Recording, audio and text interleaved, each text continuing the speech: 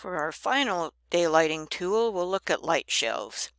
And a light shelf, as you can see in the diagram at the bottom, bounces light rays up to the ceiling where they bounce back into the room, and you can see that what happens is light gets deeper into the room.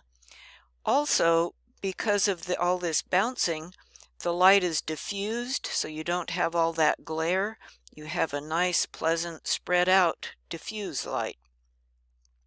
The photo at the top is inside a classroom at the Lillis Business Center, and those shelves you see sticking out inside the windows are light shelves.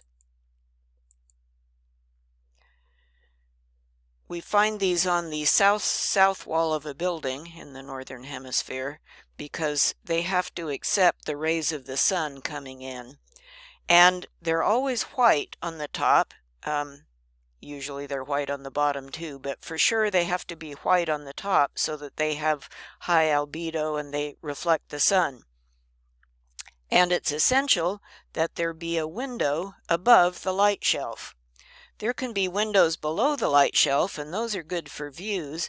The windows above the light shelf are not for views, they are only for bringing in sunlight.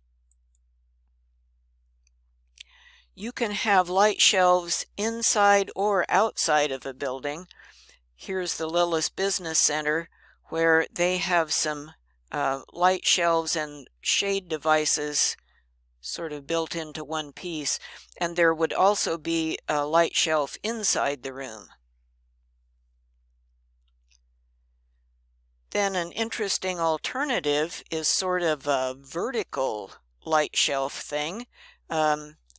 You can see in the bottom photograph here some fins, some ceiling fins. So those combine with clear stories, as you see in the diagram on the left.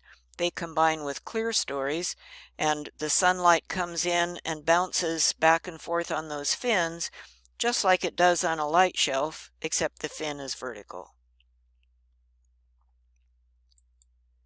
And finally, some more photographs from the Health and Wellness Building on the LCC main campus. And just to summarize, all of the left and the middle photographs are examples of side lighting.